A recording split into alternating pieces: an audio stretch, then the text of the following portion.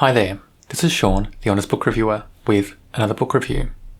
In this video, we're discussing Death at Sunset Grove, written by Minna Lindgren. This is an interesting book.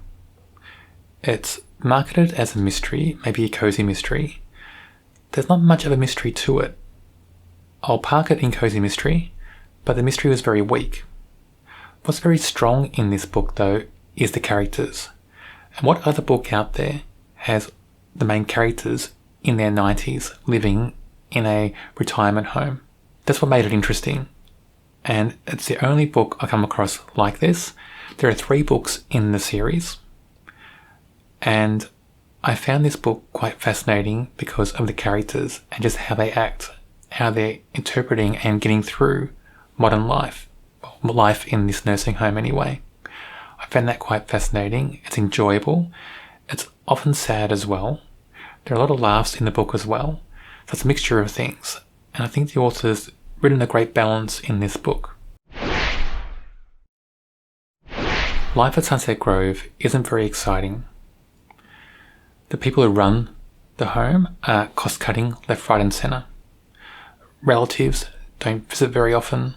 A lot of our main characters have seen family members die, even their children sometimes. So they often lead a very lonely and sad life because their relatives aren't visiting. Some of them do make friends in the home, so that's really good to see. And we have 2 main characters, Siri and Irma, and they're the best of friends, and their apartments in the home are next to each other. And they often sneak to each other's apartments at different hours of the day and night to have coffee and cake, chat, even wine and whiskey, all that sort of thing going on. And they make their own fun and their own enjoyment. And I did like that. I love their friendship because in this book it comes through so strong, and together they really are a barrel of laughs sometimes, and they make the most of everything, these 2 ladies, Siri and Irma. But life is not a barrel of laughs all the time at this home. There's a worker in the kitchen and he died, and Siri's quite upset because Siri liked him, and they do learn later on that it was apparent suicide. They learn that by going to the funeral. So a few of the cast in this book go to the funeral, and Siri starts to talk to one of the dead person's friends at the funeral, and this guy's called Mika. And Siri thinks he's an angel, but what we do know is that he's a friend of the Hells Angels. So he's not a member of the Hells Angels, he's a friend. And Siri thinks that this means that he's a good person, that he's an angel. And that's quite a funny misunderstanding that goes on through the whole book. And I just find that quite endearing and very amusing in this book. There are a few of those misunderstandings that go on, and I just found it fit these characters so well. There are a few strange events going on at Sunset Grove as well. One of the old people at the home, he complained a bit and he's shipped off to the dementia ward, and Siri and Irma don't know why, because he seemed in full control of his faculties until they shipped him off. And they're trying to get in there to find out what's going on. And then another guy shipped off there as well, and he was in full control of his faculties as well. So Siri and Irma are very suspicious. Why are these people suddenly being shipped off to the dementia ward? What's going on there? Along the way, there's another lady at Sunset Grove. Her name's Anna Lisa. She's not that close to Siri and Irma at the start of the book, but as the book goes on, they do get closer, and they get closer for one reason. Siri and Irma start making a fuss, making noise about what they think's going on at the home, people being mistreated by the staff, all that sort of thing. Irma starts to get a bit confused as the book goes on, and that gets worse and worse. And suddenly, she's shipped off to the dementia ward as well, because her daughter, Irma's daughter, is told that she has started to get symptoms of dementia. And of course, the children of the people at this home believe the medical staff. They don't believe their own parents. And that's one of the sad elements in this book, that the children don't visit enough, and so they don't see the changes, and they don't believe their own parents. They believe the medical staff more. While Irma's in the dementia ward, Siri doesn't know what to do really. She wants to rescue her friend because she thinks her friend's being mistreated, and she finds out later on that possibly somebody is dosing Irma with certain drugs to give her those symptoms. And that ties in to how Annalisa comes in to the plot. And she becomes a central character in the story as well, because Annalisa helps Siri investigate this, and together they hatch a plan to try to get into the dementia ward and rescue Irma, their friend. But that's where I'll leave the plot. I will say that Mika does have more of an impact in the plot as the story goes on. He does help the ladies, but he's doing it for different motives than they think he is. Remember, Siri thinks he's an angel when he's really friends of the Hells Angels. So that's quite interesting in the book, and that plays out more and more as the book goes on. It is quite a unique, engaging and endearing book. The characters are really wonderful. I really enjoyed all the main characters, Siri, Irma, Annalisa, and supporting characters like Mika, and some of the other people and the other residents in the home as well. They all make an impact, and I found that this book, while sometimes it does go into a bit of a ridiculous territory, on the whole, the characters make it just a wonderful read. So let's talk more about the three main characters that we meet in this book: Siri, Irma, and Annalisa. They're the three main ladies who form this Lavender Ladies detective agency, and all three are very endearing, engaging, and wonderful characters. I really enjoy each of them. Siri is a little bit straight-laced in some ways. She comes out of her shell more as the book goes on, but she worries a lot. She's a bit of a worrywart, and she has very interesting reactions to stress.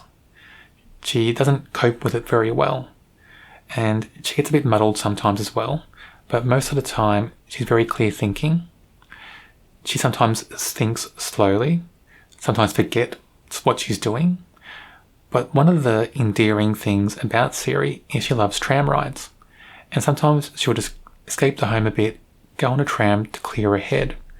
But it's during one of these tram ride adventures that she has that she comes across Mika again after she meets him first at the funeral, and that leads to Mika helping them investigate and try to solve what's going on at the home.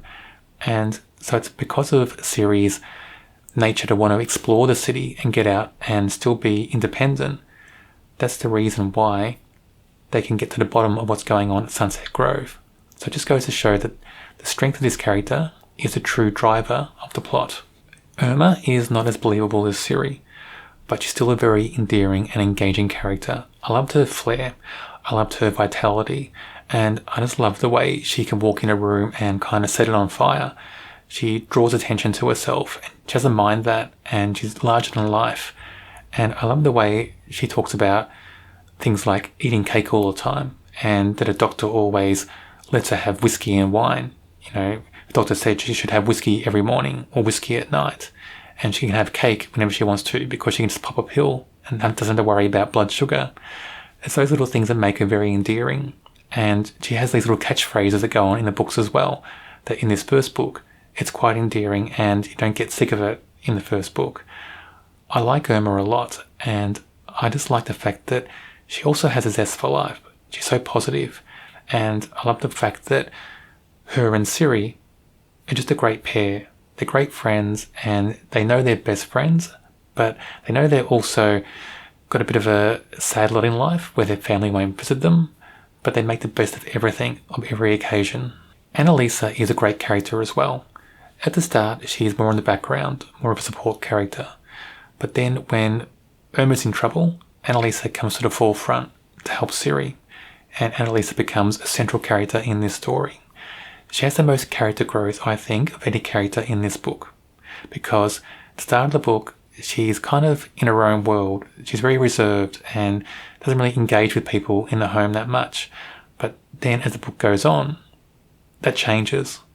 She engages with Siri a lot, becomes friends with Siri. She comes out of her shell a bit, becomes more vibrant and has more of a zest for life. And I love seeing that in Annalisa. And it just goes to show that these friendships that the ladies have in this home are important to their life, really. Gives them, a zest for life, gives them energy, and makes them feel young again in some ways as well. So all these three ladies, I love them all in this story. Death in Sunset Grove is a really remarkable book. It's not the best book I've ever read. It's not really a mystery at all. There's a slight mystery there, but it gets forgotten about and goes pushed to the background a lot, more than any other cozy mystery I've ever read. But it's the characters that make this book. The characters are so unique. The settings are so unique. But what the characters do, or most of the time what they do, is believable. There are some over-the-top moments, but not that many, and the characters feel so real, so lifelike.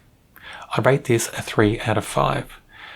It really is a great read. I had fun reading it, and I think anybody would have fun reading it. You may not have heard of this book, or the whole series, but I suggest you go out and try to get a copy and read it. I did get all 3 from the library, and I'll do a video on all 3. But I did find this book just so unique and so remarkable. On my channel, I review a lot of cozy mysteries. If you don't want to miss out on any of those videos, check out my channel and subscribe. Also check out the Cozy Mystery playlist. It should be on your screen now.